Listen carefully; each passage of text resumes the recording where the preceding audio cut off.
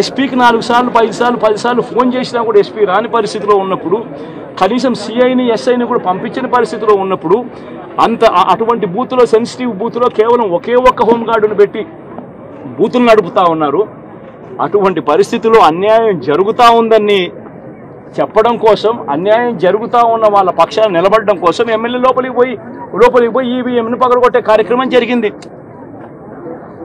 ఎందుకు ఈవీఎంలో నిజంగానే ఎమ్మెల్యేనే రిగ్గింగ్ చేసుకుంటా ఉంటే, ఎమ్మెల్యేకి అక్కడ నిజంగానే ఎమ్మెల్యే పరిస్థితి అంత బాగుండింటే ఎందుకు ఎమ్మెల్యే ఈవీఎం పగలగొడతాడు?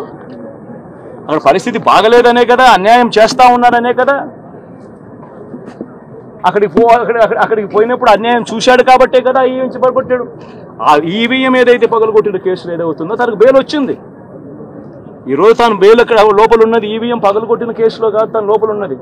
ఈవీఎం పగలగొట్టిన కేసులో అన్యాయం జరిగింది అని చెప్పి, అన్యాయం జరుగుతూ ఉన్న పరిస్థితిలో ఎమ్మెల్యే అక్కడికి పోయి అడ్డుకునే కార్యక్రమంలో జరిగింది అని చెప్పి కోర్టులు కూడా గుర్తించాయి కాబట్టి తనకు బెయిల్ వచ్చింది.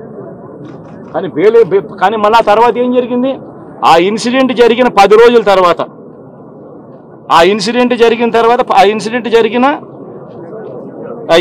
జరిగిన 10 రోజుల తర్వాత అంటే మే 23వ తారీఖున ఎమ్మెల్యే అక్కడికి వెళ్ళి హత్యాయత్నం చేశాడట. అదే పోలింగ్ బూత్లో హత్యాయత్నం చేశాడంట. ఎవడన్నా బుద్ధునోడు ఎవడన్నా నమ్మదానికి ఉందయ్యా? ఎవడన్నా ఎమ్మెల్యే అనేవాడు అక్కడికి పోయినప్పుడు వాళ్ళు చేస్తూ ఉన్న రిగ్గింగు, ఎమ్మెల్యే దానికి అడ్డుకునే కార్యక్రమం చేస్తూ ఉంటే ఎమ్మెల్యే అక్కడికి పోయి ఎమ్మెల్యే హత్యాయత్నం చేస్తాడా? చెప్పడానికైనా హద్దు పొద్దు ఉండాలి కదా. 10 రోజుల తర్వాత ఎమ్మెల్యే హత్యాయత్నం చేశాడని చెప్పి కేసు పెడతారు.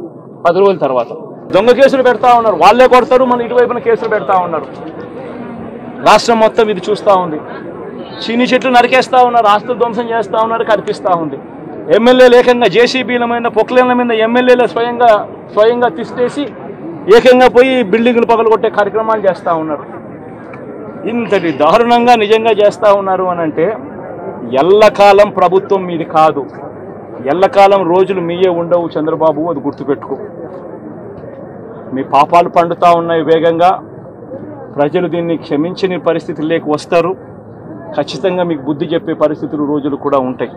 శాతనైతే మంచి చేయండి, మంచి చేసి ప్రజల మనసులు గెలుచుకుని ఓట్లు ప్రజల మనసుల్లో స్థిరస్థాయిగా నిలబడే కార్యక్రమం చేయండి. కానీ తప్పుడు రాజకీయాలు ఈ మాదిరిగా నువ్వు ఒక్కరివే చేస్తావు అనుకుంటా ఉన్నావు. ఇదే మాదిరిగా కొనసాగితే రాష్ట్రంలో ఒక తప్పుడు సాంప్రదాయానికి నువ్వు నాంది పలుకుతా ఉన్నావు. నువ్వు వేసే ఈ బీజం, నువ్వు వేసే ఈ తప్పుడు సాంప్రదాయం, రేపొద్దున నువ్వు వేసే ఈ బీజం చెట్టు అవుతుంది. రేపొద్దున నువ్వు ఏదైతే ఇత్తుతావో అదే పండుతుంది. రేపొద్దున మళ్ళీ మీ గ్రామాలలో మీ కార్యకర్తలకు ఇదే పరిస్థితిని, ఇదే మాదిరిగానే మళ్ళీ జరిగే కార్యక్రమాలు కూడా జరుగుతాయి. అటువంటి తప్పుడు సాంప్రదాయాలు దయచేసి ఇప్పటికన్నా ఆపండి. నాయకులుగా ఉన్న మనలాంటి వాళ్ళం ఇలాంటివి ప్రోత్సహించకూడదు. ఇలాంటివి ఎవరు తప్పు చేసినా తప్పు అని చెప్పే కార్యక్రమం నాయకులుగా మనం చెయ్యాలి. కానీ దగ్గరుండి ఈ మాదిరిగా ప్రోత్సహించడం అతి దుర్మార్గమైన కార్యక్రమం. దయచేసి దీనికి ఫుల్ స్టాప్ పెట్టే కార్యక్రమం ఖచ్చితంగా చెయ్యండి చంద్రబాబు అని చెప్పి సందర్భంగా మరొక్కసారి చంద్రబాబును ఈసారి హెచ్చరిస్తున్నామని కూడా చెప్తా ఉన్నాం. ఈసారి కోరడం లేదు, హెచ్చరిస్తున్నామని కూడా చెప్తా ఉన్నాం. ఇదే మాదిరిగా జరుగుతూ పోతా ఉంటే మాత్రం ఎవరైనా కూడా ఊరుకునే కార్యక్రమం జరగదు. రియాక్షన్ అనేది ఖచ్చితంగా ఉంటుందని కూడా చంద్రబాబు నాయుడు సందర్భంగా గట్టిగా నెల రోజులైంది. చాలా మంది కార్యకర్తలు కూడా ఇబ్బంది పడిన పరిస్థితి. కార్యకర్తలను వదిలేసి ఈ రోజు భారత రాజ్యాంగ వ్యవస్థని నిర్వీర్యం చేసే విధంగా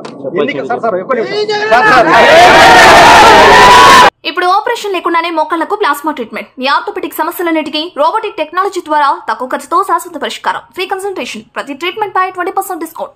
ఈ ఆఫర్ కొద్ది రోజులు మాత్రమే. త్వరపడండి. V9 hospitals 9281465842.